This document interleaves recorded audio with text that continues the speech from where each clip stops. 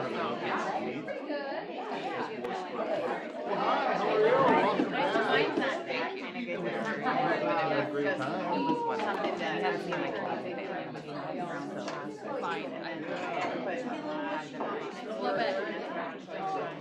Well, they let you back across, right? They came down. Oh, they came here. Oh, right, okay. So they have the other.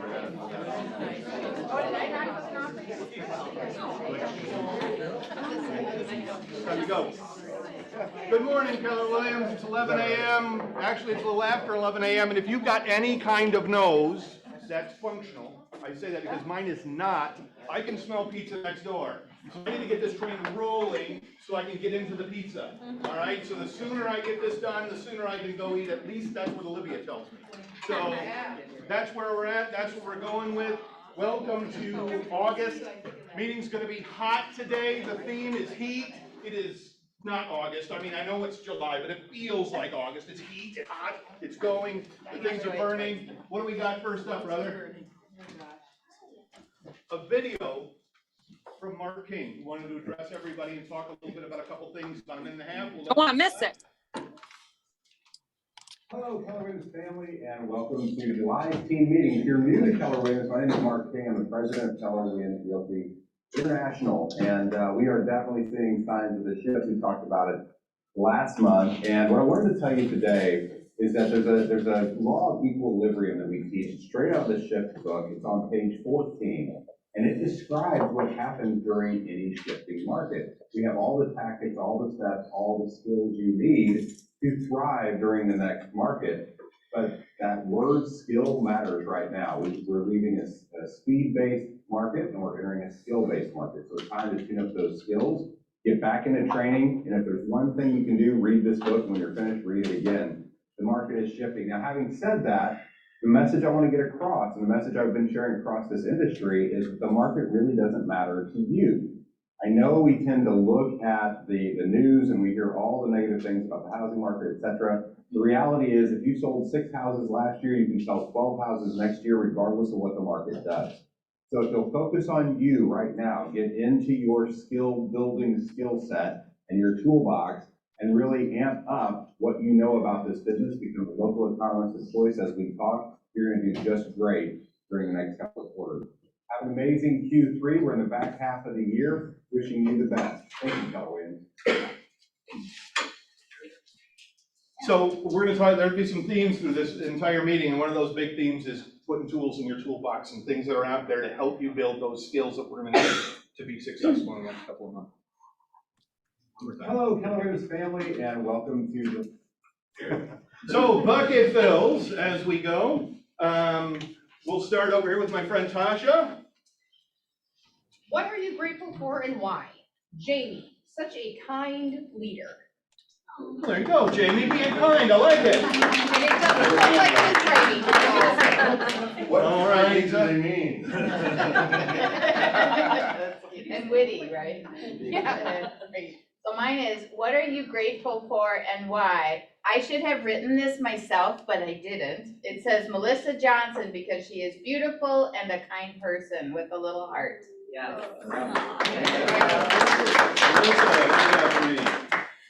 I am grateful for Monique for being such a great listener. Scott, you have one there. I do. Grateful for Jessica and her amazing coaching. There we go. Grateful for Matt and all his hard work making sure we get paid. Yes. Now, you know I'm about to say something, right? And what I'm going to say is, those are all wonderful people. I want to see more agents in there next time. I want to see you taking a moment to thank an agent for winning, like we did with Monique. All of us up here love to do our jobs as leaders. We want to be part of that, and we appreciate the thanks, to be very clear. And we want to see that extended to everyone in the office as best as we can. Can't I? I'm grateful for Dean and his agent advocacy role on the ALC. That's what I'm talking about. And there he came, as though it summoned him to mention. Thank you, Dean. I'm grateful for me, cross that out, I meant Dean. You are such an agent advocate, and I appreciate it, sir. Oh, He really is. He is. Yeah, let me see the handwriting. Yeah. He is out there. You guys would be surprised at how often he puts that hat on when we're having discussions, and it's really interesting to see. Kelly, I have. you don't have any, so we're jumping over to my friend. Grateful for grace. Grace up in front, or Grace up above, or both in the case of that. Kelly? Mine says I am grateful for kindness. Great. Sarah? Mine says Jamie, and it does look like his There you go. And Andrea? I am grateful for Melissa. Excellent. So, a lot of great things.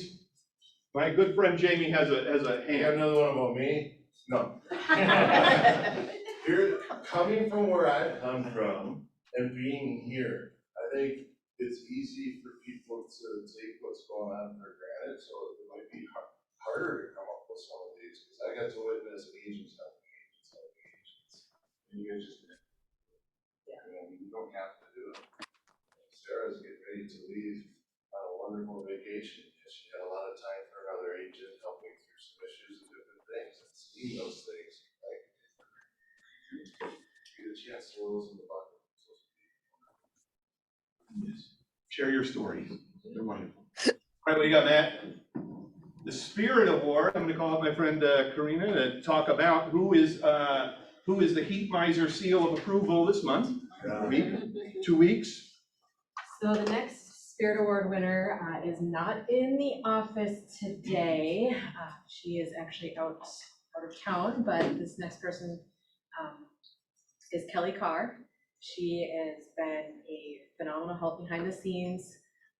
She always there to help out somebody. She is a master at transaction desk, Instanet, event design kind of things. So I know she just did a class, last week? And she's made a couple of notes in our admin mastermind about, oh, well, hey, did you guys know about this? No, where is this thing? And tell me more. So she's been a fantastic help, always willing to look out for others and just being a positive support for everybody. So Kelly Carr, this is for you. I'm gonna put it on your desk so it's right there when you get back.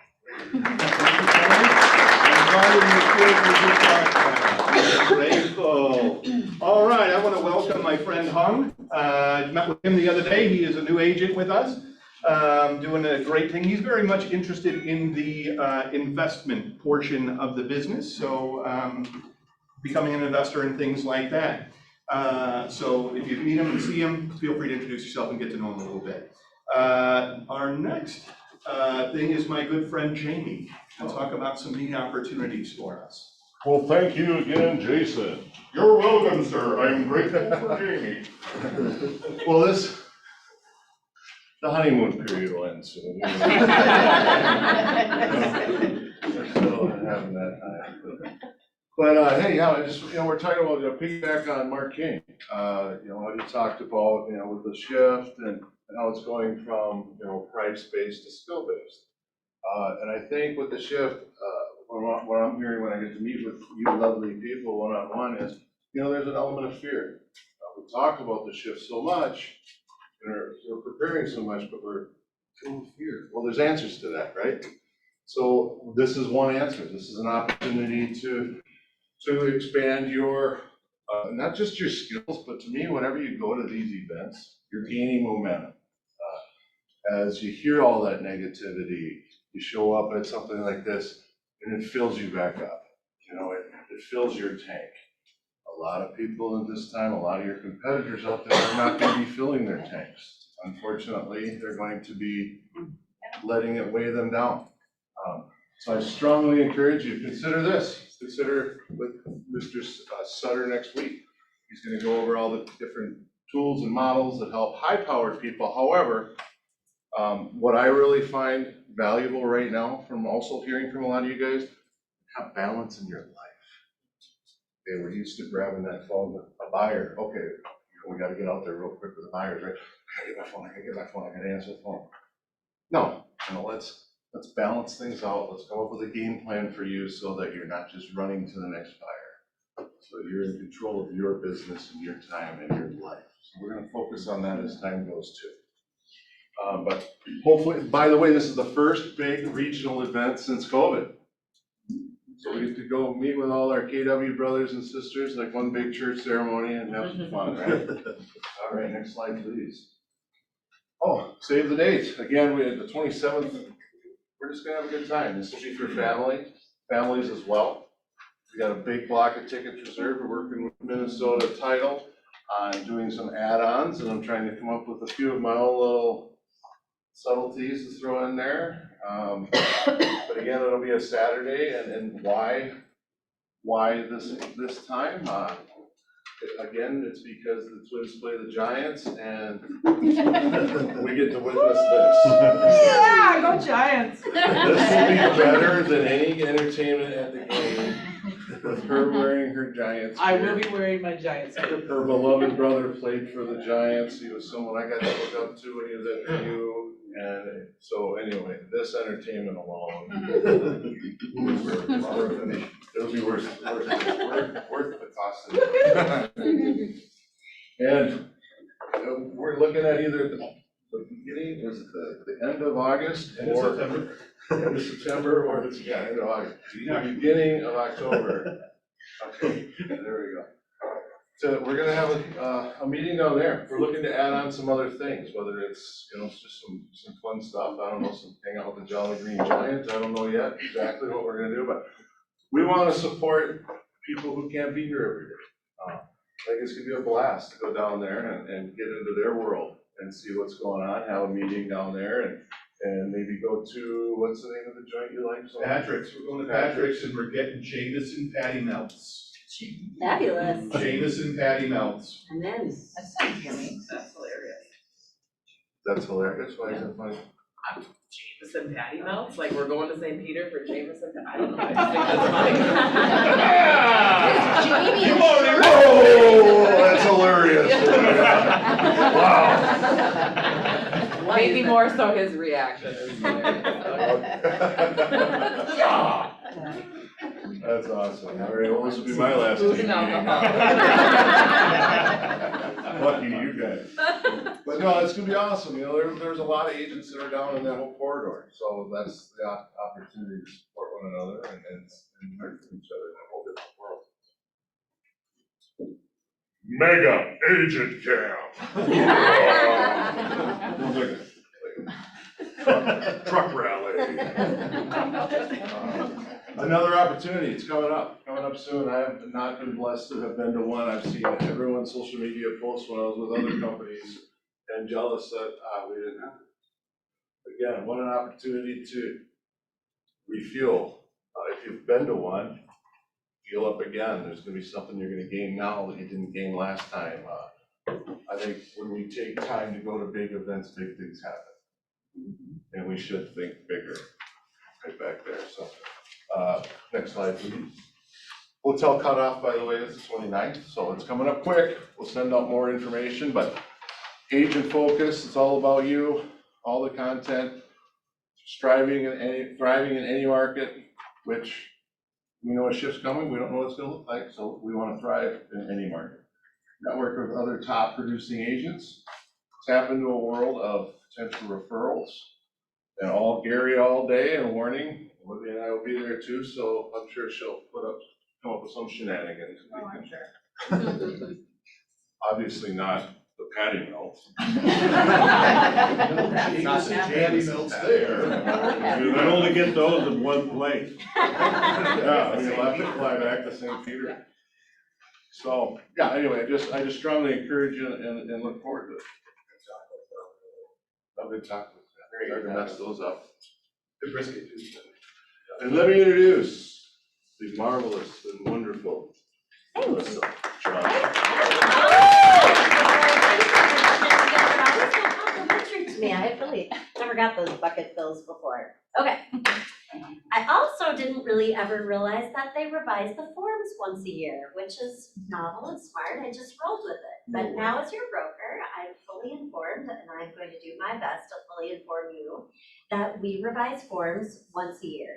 There's a forms committee, and so if you ever have feedback on things that are confusing, things that you disagree with, things that you don't like about a form, you can always submit that feedback to the forms committee at the Minnesota Association of Realtors.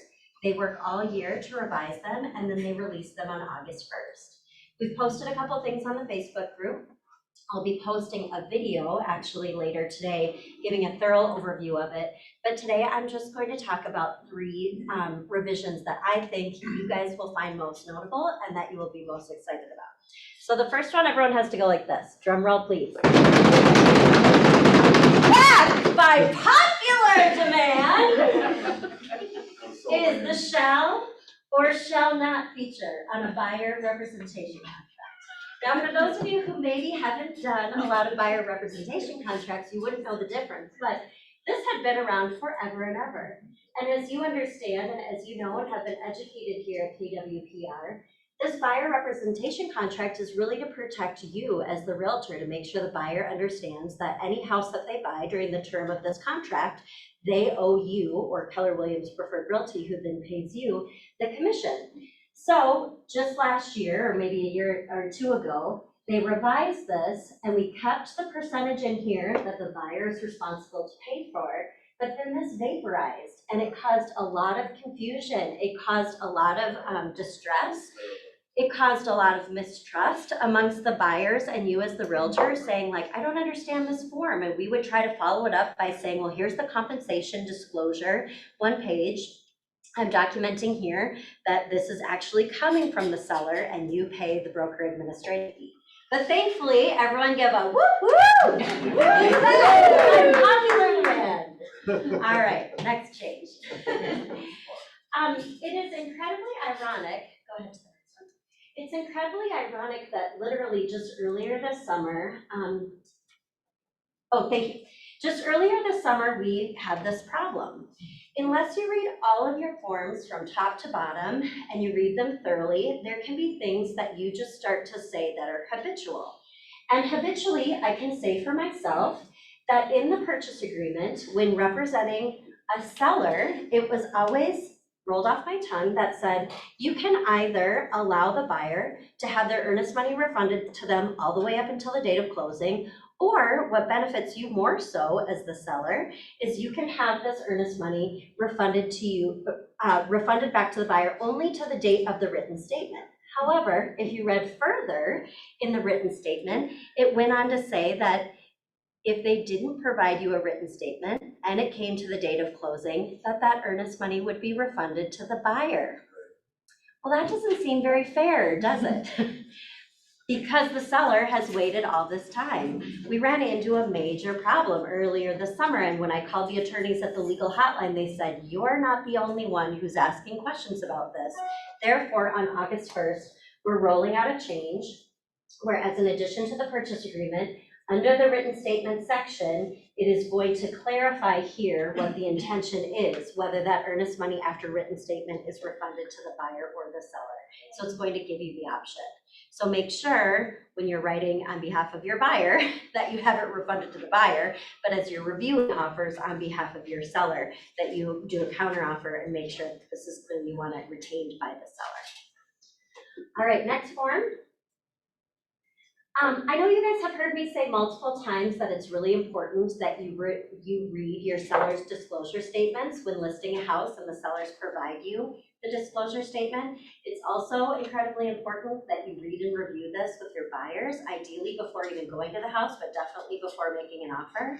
Unfortunately, based on some of the challenges that are going on right now that we're working through as agents at our market center, it's clear that not everyone does that. So this is just a friendly reminder to you. Please read in detail every property disclosure statement that you interact with. They've made one change, and this is going to be helpful. I do believe they've made one change in the disclosure statement related to associations, and also just right below it in related to insurance claims. These are just small technicalities, but it used to ask if you have had an insurance claim and if it's been repaired and paid for, and now they're just revising it to make it a little bit more simpler, saying has it been repaired, and then again, this is just more details in regards to the homeowners association. Any questions? All right. Oh, yes. Are these forms available to us now? They're not until August 1st. I have samples of them, which is what you're seeing up here, but they won't be released until August 1st. And then on your behalf, we update them on our templates on Authenticity. It's way less than normal every year. It's only 11. Yes. It's only 11. I don't know how to make forms entertaining, but that's a show right there. That's how you do it. The drum roll. All right. I'm going to have my good friend Colin come up and talk about an issue that has been going on a little bit in the Market Center. And he'll cover some interesting things. I would like to say fun, but I don't think that's the right word. All right, so, and sorry if I've got dirt all over me. I was going around and okay, so I know many of you have dealt with this scenario. Some of us are currently, are currently dealing with this scenario. So there's been, and all disclosure here, I'm not an insurance agent. Okay, I'm just sharing my experience so you don't have to have my experience. There has been a change in the insurance industry that significantly impacts properties that are part of associations, okay? So there are two types of policies out there related to storm damage. A policy that covers the damage based on the date of loss, which is when the actual event occurs, and one that covers you based on the date of assessment, which is when the insurance company says, yep, there's damage and we've got a claim, we've got a true claim here. So we're going to approve this claim, okay? So let me repeat that. Date of loss, which is when the storm event happens, and date of assessment, which is when you receive that letter from the association saying, hey, our insurance company has agreed to this claim. Now, what we and many others in our business have been running into, we all know that when there's a claim associated with an association, it can take a long time for them to decide whether or not that is going to be approved.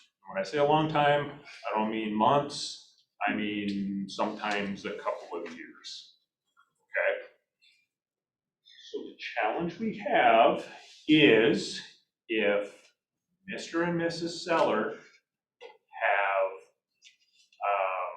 if they have a date of assessment policy and Mr. Buyer has a date of loss policy, that means the sellers are covered while they own the property, but once they sell the property, their insurance company is off the hook as long as that claim has not been assessed yet.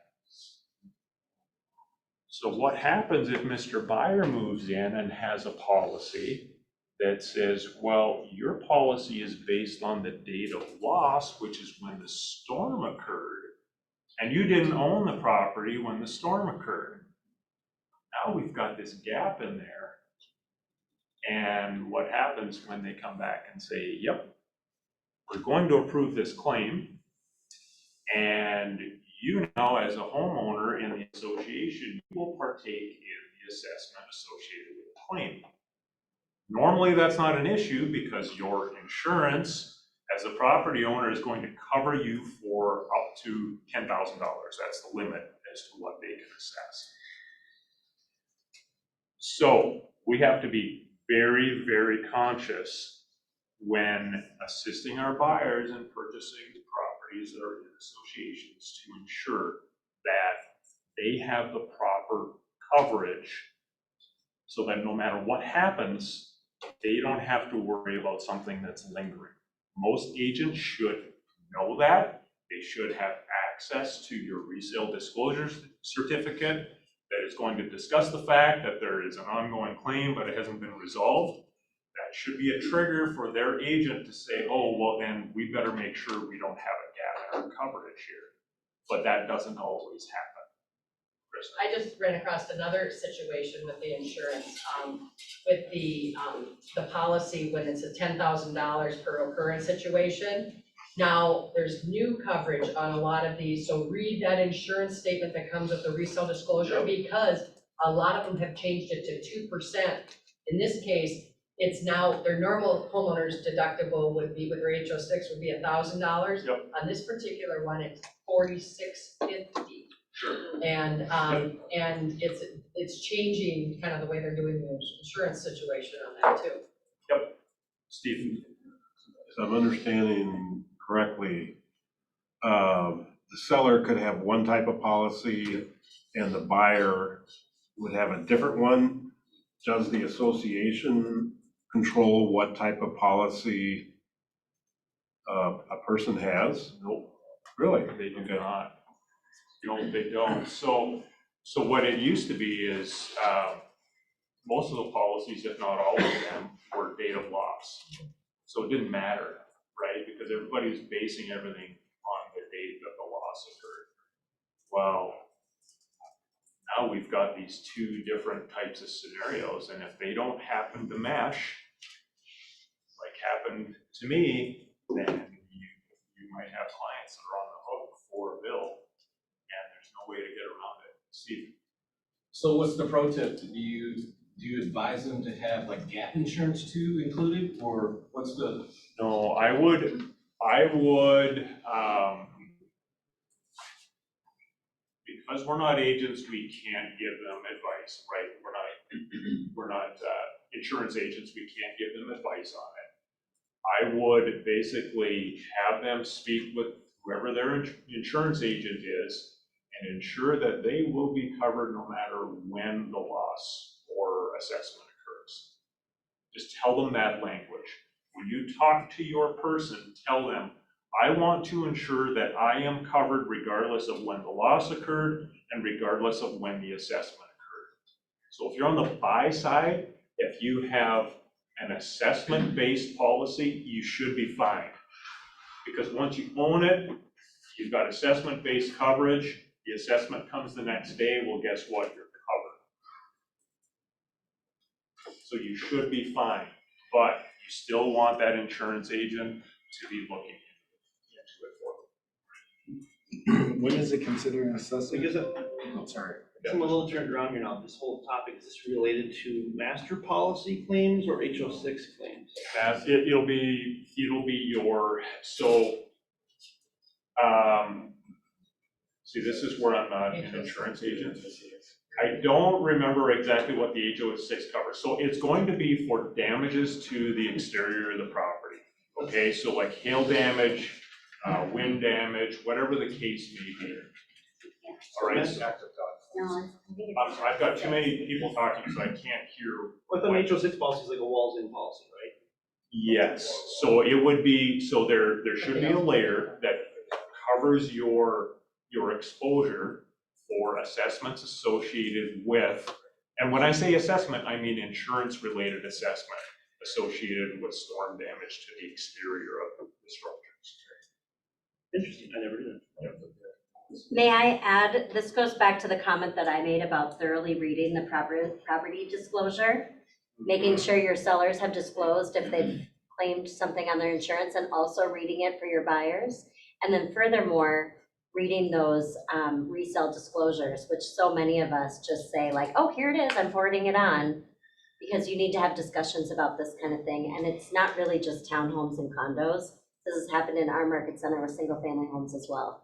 It's creating a lot of frustration and hardship between buyers and sellers, and then between those buyers and sellers and their agents who no longer have agency representation over them. We no longer can really give them any advice. So they feel very abandoned and left out without help. And Melissa's right, this could occur on single family. The difference with single family is usually that process moves a lot more quickly. Yeah. So your chance of it happening is minimized, but yeah, the chance is there too. Okay, there were other answers. So when you, say, talk to your insurance agent, but you're giving them the language to say for the best coverage that covers both of those scenarios. Does when the insurance company knows about this pre-existing condition, does that create problems, like to keep them from getting that? No, I've not had any problems. When I first ran into this, I called my insurance guy and I said, everything I buy moving forward as an investment property that's in an association, I said, I want to be covered, I don't care what happens. I want coverage that'll cover me. And he said, no problem. Now, there will be some single provider insurance agents that maybe don't have access to a policy that has that flexibility because they're locked into maybe one provider. So that becomes a discussion of, well, you do what you need to do that's right for you, but if you can't get the coverage that we think is best for you, maybe you need to consider looking at other options. But it's nice then that you can say it's possible to find the coverage. Absolutely. Yeah. Yep. And then somebody said something that triggered something in my mind that I was going to say, but it's gone. So what are there were other Do you have any hands up. idea how much, is that policy a lot more expensive, you know, No. to cover from date of assessment? No, I, as a matter of fact, I think the one that I found ended up being cheaper. It was just because of the provider. Dwayne, did you have something? I was in insurance, so I'm like super confused on a bunch of this stuff right now, because when do they like assess it? Is that like when they come out and actually like look at the damage? Like, I don't see how anyone can deny damage once they already reviewed, it was done, the damage was done in between the inception date and the cancellation. That insurance company owes for that regardless. Depending on how the policy is written, I agree with you 100%, Dwayne, that is the way it used to be. That was, you had it covered during the date of the loss, during the date of the storm, it's your responsibility. I agree 100%, that's how it used to be. Yeah. Policies have changed, and part of the industry is doing it that way, and part of the industry is doing it this way, which is an absolute nightmare. So what happens in, townhomes, there's 6 townhomes, they all got hit with hail damage. How are they gonna repair half the roof, not the roof, some siding damage? They don't care. If the claim is approved, the association says, hey, this claim was approved, Mr. or Mrs. homeowner, here's your portion of the assessment associated with this claim, submit it to your insurance. They submit it to their insurance and their insurance company says, oh, I'm sorry that we're not covering that because of the way your policy is. That's the problem, Dwayne. Yep, the assessment comes, you hand it off to your insurance company and they say, well, we didn't even have you covered during that, and your policy is based on time of loss. You didn't own it during the time of loss, so we're not covering it. And then you go to chase the other company, and in my scenario, it just so happened that the company that had it covered during the loss said, well, that's great, but you've got a time of assessment policy. It was assessed after you sold the property. We didn't cover it during the time of assessment, so now everybody's doing this, right? And who gets to fix it? Homeowner. Really, that's who it is, but who wants to keep your client happy? So, And it's $8,000, right? well, the one I'm dealing with is 75 or 7,600 bucks. Well, that's awesome. So I need to cancel the trip a little bit. But really, how's that feel? And how's it feel for your client that did nothing wrong and the seller that did nothing wrong? And we didn't think we did anything wrong, but here we are, and it's gotta be fixed. Did you get policy language? I just have a quick question about the assessment date. So is that the date that the homeowner actually receives or is it the date of the assessment? No, it's not the claim date. It would be and I'm speaking way out of school here, guys, so take this with a grain of salt.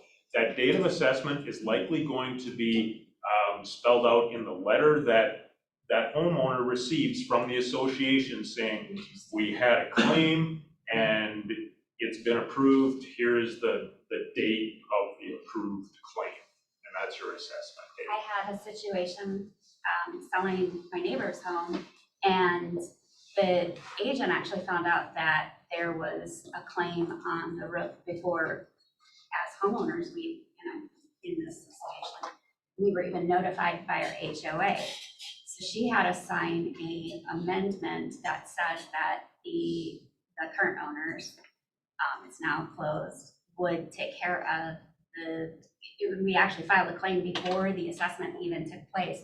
And it closed in early July, and we still have not received from the HOA anything regarding this. Oh, the one I'm dealing with, I think, it was a year and a half before I got the letter. Yeah.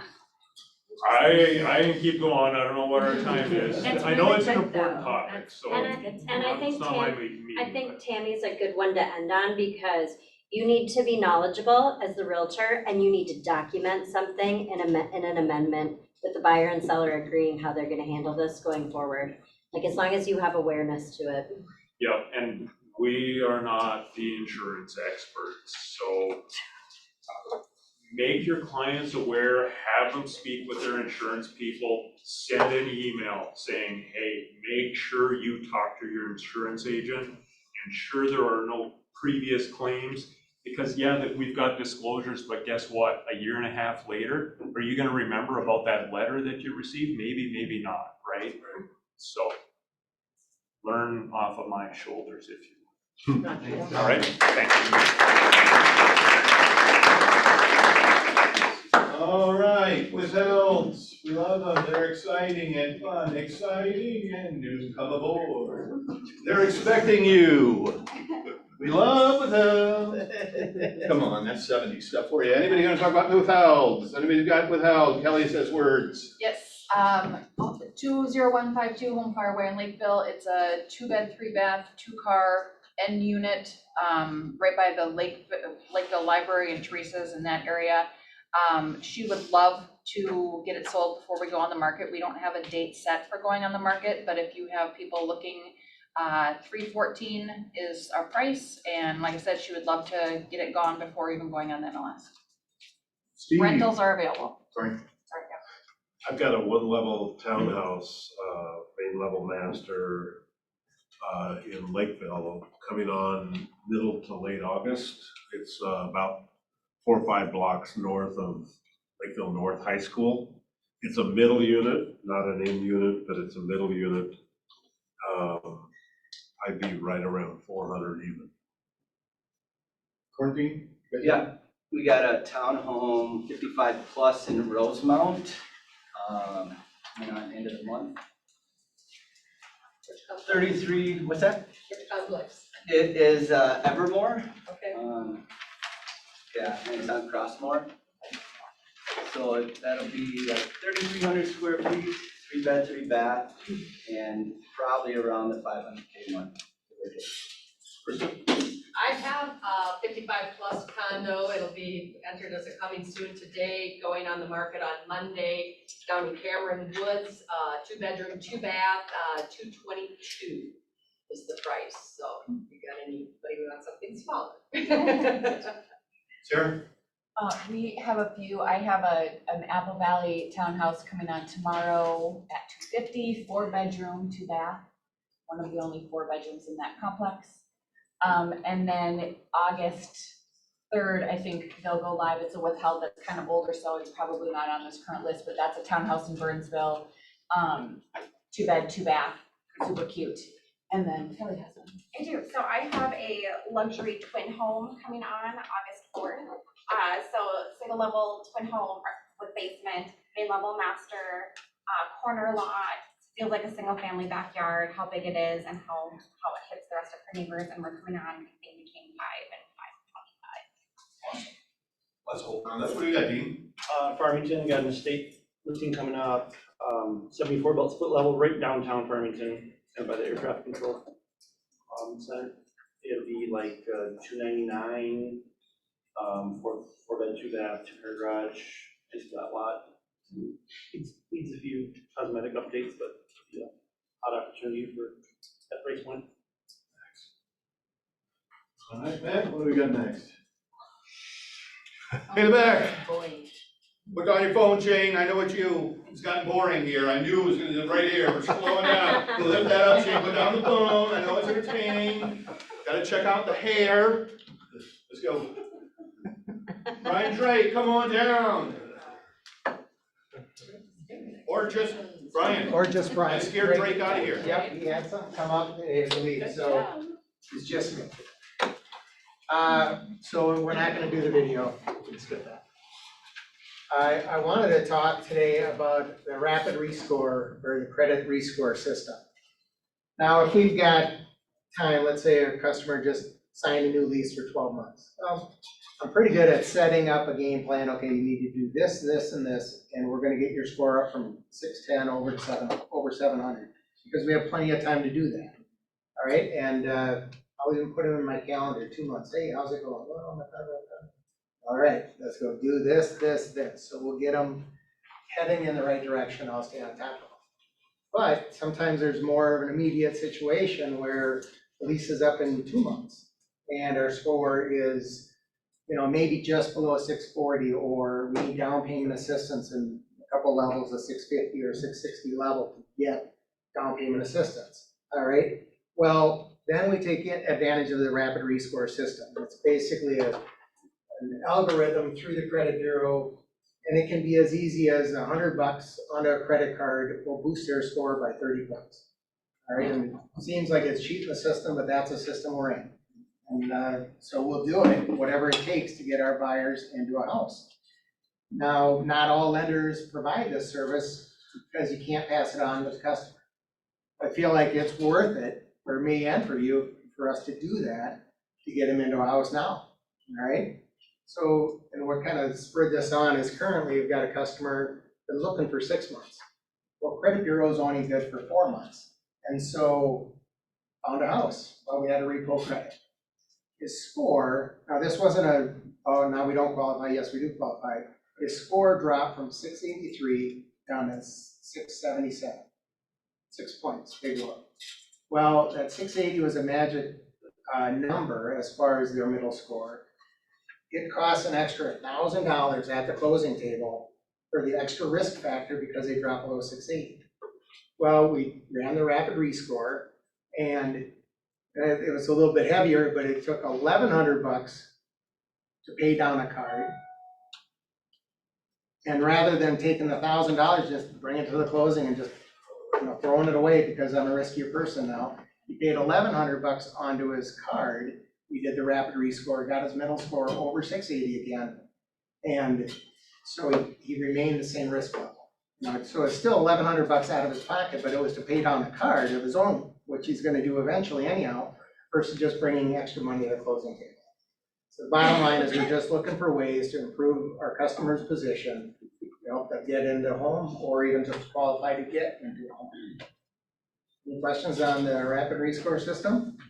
All right. Very good info.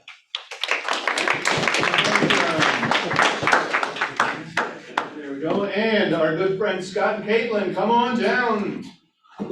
Hey, Caitlin. Birthday girl. Yeah, she's here. Back from First of all, we should acknowledge Caitlin's first reading. There we go. I'm stoked about that Jameson patty melt. It is awesome. Sounds amazing. It is. That's hilarious. Yeah. To wash it down. All right, Caitlin. I guess. All right, so we're gonna start out with a little trivia question. So which of these is not a lease type? You can send your answer to the number provided, and then all people with the correct answer will win a prize. Might be a Jameson patty melt. We'll see how much my phone goes off. No cheating. You read off the number.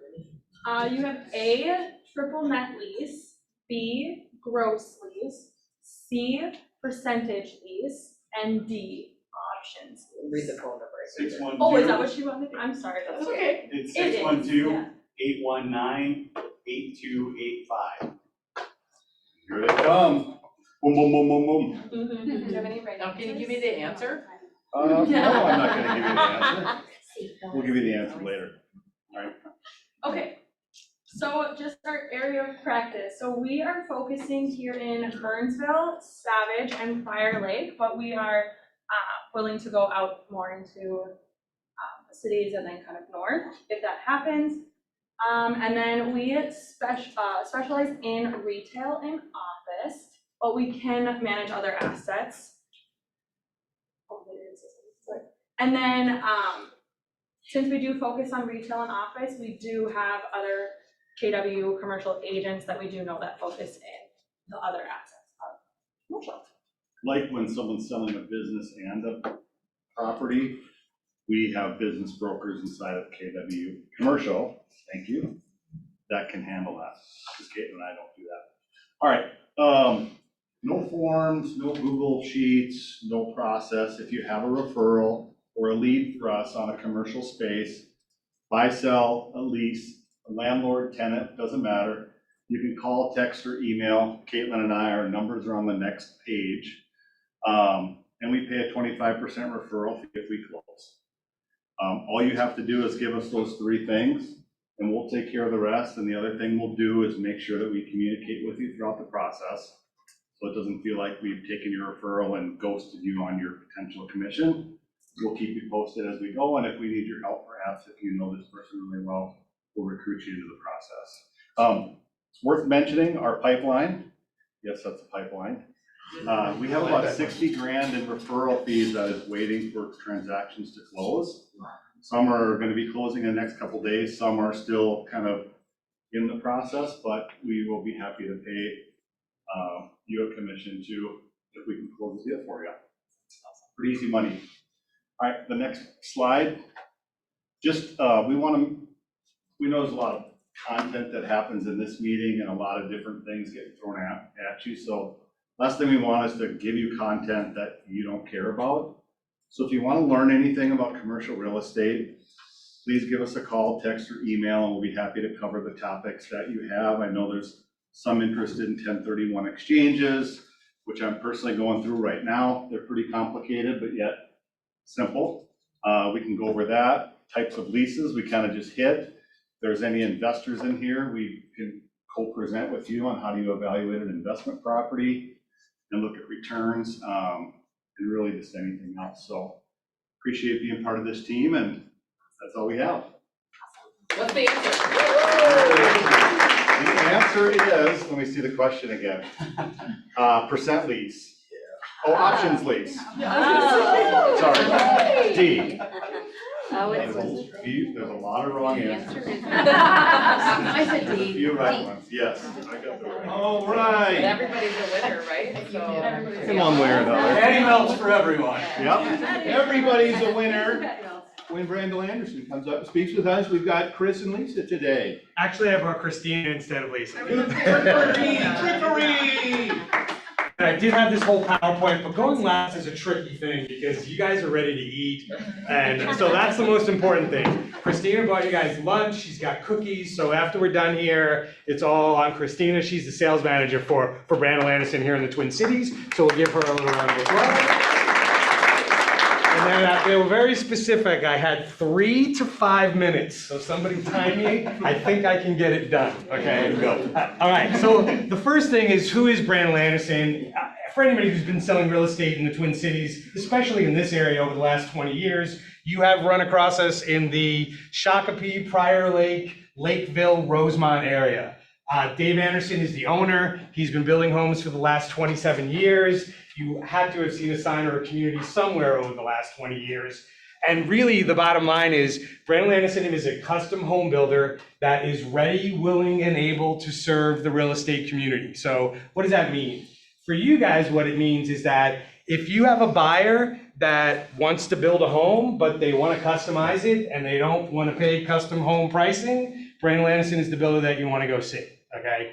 If you have a buyer that needs an inventory home, I believe we have about 25 of them that are getting ready to finalize now. And like most people, we don't have a lot of stuff that, I think we have one that's actually complete and ready to close, but we have many that are coming up. Go to those particular communities, talk to your sales counselors there. They'll be able to give you a list. And I think we have some collateral material that's gonna show you what is ready and what is available.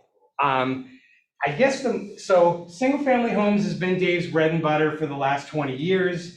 But interestingly enough, right off of Cedar in Lakeville, there's a community called Glacier Estates, and we kind of dabbled in this townhome thing, and it kind of went really good. I mean, it was a great selling community, and so as a result of that, new communities are opening up where we're going to offer these townhomes. Most importantly is there's a little golf course in Apple Valley that we bought, and we're going to build 44? Yep. 44 townhomes, 27 villa homes or one-level homes. It's really going to be an empty nester community. I'm sure you guys are aware that that particular demographic is pretty strong in our market. And so that's going to start to sell this fall. This fall, and all of those products have the main floor owner suite. So I know you have clients looking for those.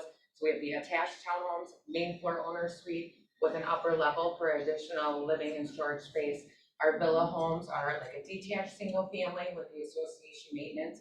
Again, main floor owner suite. Let's get a hand up back here. Do you have anything similar in a model as to what you might be building in there? We do. We still are selling in our Lakeville community of Glacier Creek, right off of Cedar. And so we do have homes available there that are very similar to what we'll be doing in Apple Valley. We tweaked a few things. And our Price point? Apple Valley, we're just going out for bids. Where we're at in Lakeville, about $430. And that's a completed price. Do you go higher than that or not? They can add in additional options. Okay. Are those slab on grades or do they have basements? Slab on grades. They're really large though, like the townhomes in on. An apostle, thank you. Interior, are over they're 2,200 really square huge. feet. The upstairs are huge, and like the one model has like a bonus room that's like. Yeah, it has a huge loft and incredible. extra I mean, you don't rooms. feel like you're in a townhome, and one of their models has the main level living and then the other one's traditional, but you don't really feel like you're in a townhome, so if you have a main level buyer, I would definitely check them out. Both styles are over 2,200 square foot for the attached homes. It's just really, really well laid out, really well received. Is there a provision for a center storm room in those buildings? If there's no basement to? There isn't. However, if you have a buyer that is anxious about that, we'll figure it out. And that's kind of our whole motto about how we do business. Like, we know the specifications of a storm room. We can figure out how to get one built, and so that it meets the guidelines for that particular. And for those of you who don't understand, when you have slab on grade, there is storm rooms that are built so that if a tornado comes, takes everything away, the storm room should still remain there, hopefully with people in it. All right, I'm pushing it. So here's really the bottom line, because I always say when I get in front of real estate, it's like, why would you want to do business with us? There's a whole bunch of builders in the Twin Cities. I think the first reason is we'll customize the home. We will work with your buyer. And don't get me wrong, our lots are a certain width. There are going to be some limitations, but if your buyers had something in their previous house that they want to do in this house, we're going to be the right builder for you. Secondly, we're going to make it easy for you to register your customers. We're not in the business of trying to screw you guys out of your commissions. In fact, the very first question we ask anybody that comes in is, are you working with a real estate agent? If one of your buyers gets away from you, it's not uncommon for you to get an email from us saying, hey, your buyer was in here, we've registered them, okay? Second or third, we still pay 2.7% commissions, right? It was a crazy thing that happened over the last couple of years. Like some bean counter somewhere decided how much money they could save if we took it first to 2.5, then to 2.5 of the base house, then to 2%. So it's 2.7% on the full price of the home. And like I said, you're not going to have to worry about us trying to get into your pockets. In fact, just the opposite. I'm hoping, as the market has shifted over the last 90 days, that those builders are trying to come after you now, right? You're getting their emails now, like, come visit us. Dave was real adamant about that when because of course it came up, but we were like, no, because we understand that this business ebbs and flows, and sometimes, we have what you need, but most of the time you have what we need, which is a client that is ready, willing, and able to move forward in a home. Sales agents are awesome. They're all really smart. Most importantly, they're all just good people. If you talk to them about what you need and how you're going to get there, I promise you will find a path together to get a home built and closed for your client. Have you said anything? Amazing specials. Oh, yeah. You want to go? How could you forget that? Well, and so for anybody who's not aware, like, the housing market has slowed. I'm sure you guys have felt it. The builder's side of it has slowed as well. As a result of that, home prices or cost of the home is starting to tick down. The interesting thing is you're not seeing home prices really reduce by the builders. In fact, some of them are still taking increases, but our costs are going down, and our philosophy is let's give that back, give it back to the buyer. So we're doing that in two ways. If you have a buyer that has an inventory home that's getting ready to close, like I said, in the next 60 days, we're going to contribute 3% of the loan amount in order for your buyer to buy his rate down. So that, if we're at 5.5% and we get 3 points, we might be able to get that thing to start with a 4, And if we get it start with a 4, your buyer has a whole different mentality when you look at their payments between 5.5 and 4.75 to 4.99. So that's the first special on inventory homes. We're going to make that contribution, and I believe that's up to $15,000. Well, no, I think it's the whole loan amount, whatever. 3% of the loan amount. Yep. If your buyer wants to do a to be built, we have a special, which is incredible. We're going to finish the basement for free. Remember those days? Yeah. And well, they're back. Okay. So. And it's the full basement. It's the rec room, it's the bedroom, and it's a bathroom. So it's a whole nother space down there that we're going to finish. 100% free. Not you pay this, we pay this. If you have a buyer that maybe the basement isn't the thing that they really need, maybe they'd rather have some additional upgrades. We're flexible that way as well. So we're trying to get the niche of the buyers and what's important to them. Is it their payment? Is it the interest rate? Is it that additional space? Is it some upgrades? We can work with you on making that happen for your clients to be able to get them into the right home at the right price. How'd I do? All right, so we're done, but I'd love to answer any more questions that you guys have about home building, the building market, the market in general. Anybody? Got one for you. Would you build on an acreage lot?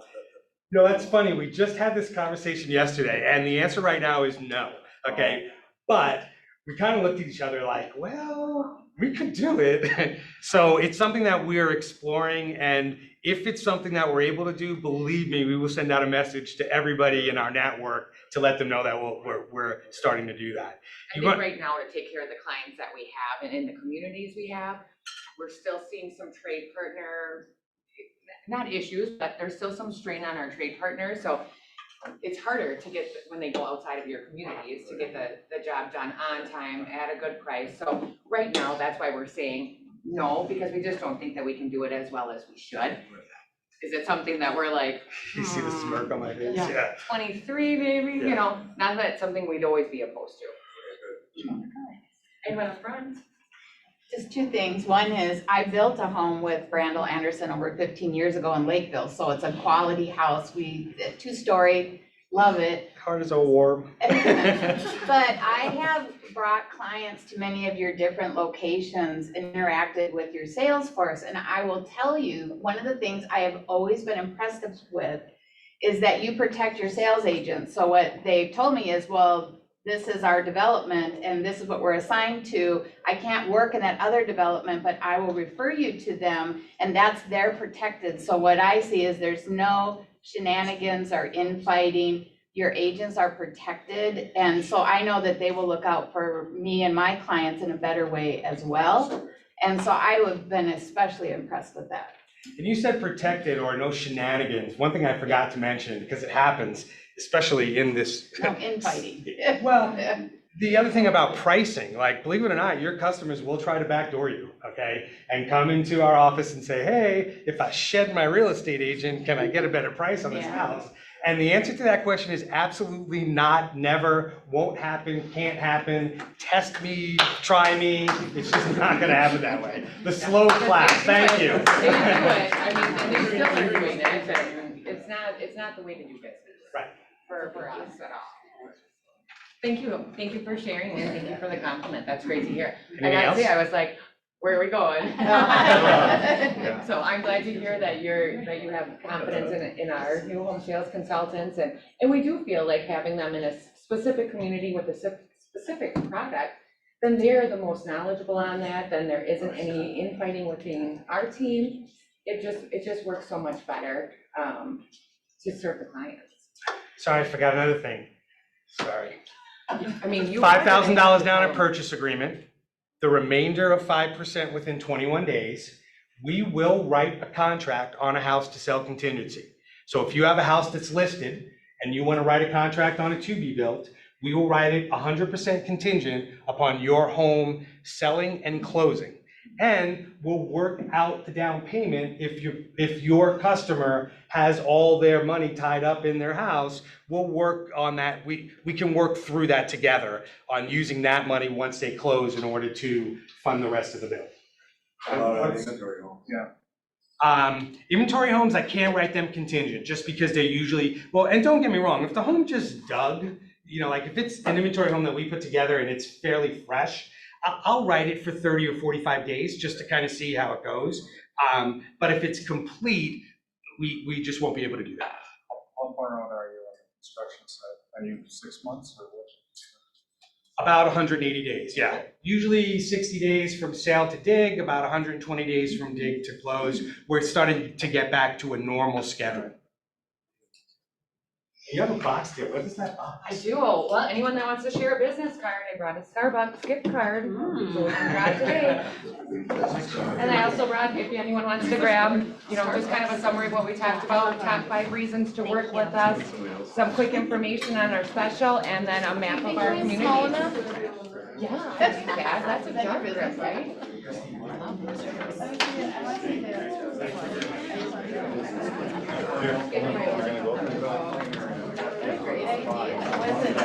Well, well. And I hand it to him and I said, I'll keep your grip on the market. And I'm looking at